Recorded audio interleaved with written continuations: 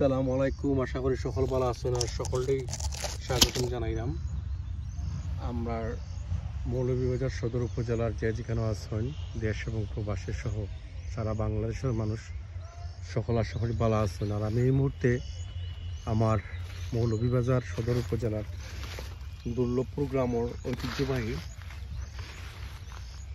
খদু বাগান, যেটা খদু খেত হয়, আপনারা দেখতে পারা যতদূর চোখ যায় এদিকে মিষ্টি কুমড়ার বাগান, অনেক সুন্দর চমৎকার বাগান। আপনারা দুই একটা মিষ্টি কুমড়া আমি দেখানোর চেষ্টা করলাম, যা আসলে দেখলে আপনারা সকলেরই মন খারবো।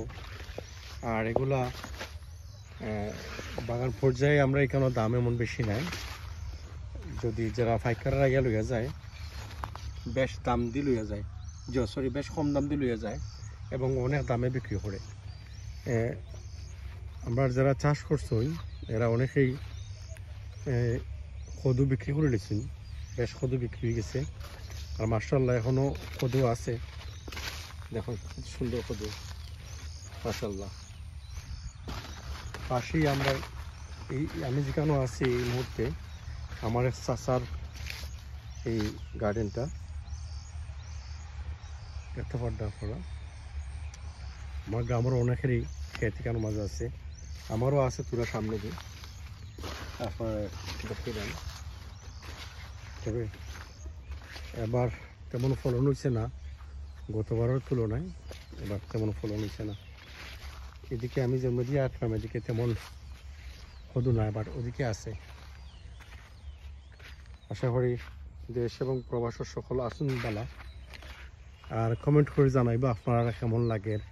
পাশাপাশি পাশ দিয়া মনোনদী বইয়া গেছে, যে মনোনদী বর্ষাকালে অনেক উত্তাল থাকে। আসলে বর্ষার সিজনে এই মনোনদীটা অনেক গরম থাকে।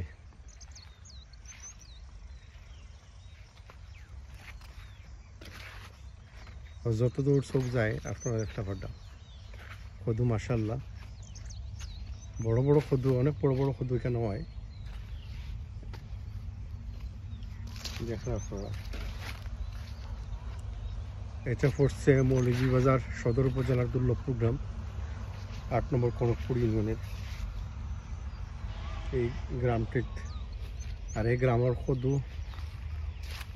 সারা সিলেটেই যায়।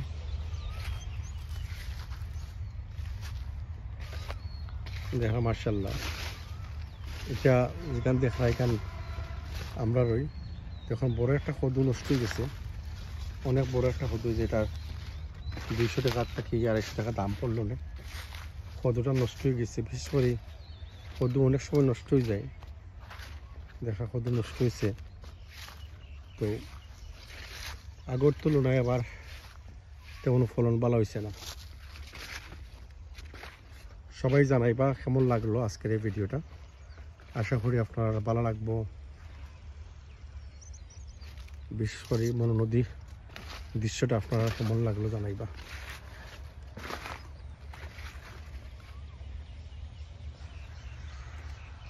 আর আমি দুর্লভপুর থাকি রমজান মাসের, আজকে রমজান চলে যাক, শেষ হয়ে যাক, শেষ পর্যায়ে এসে ভিডিওটা কেমন লাগলো জানাইবা।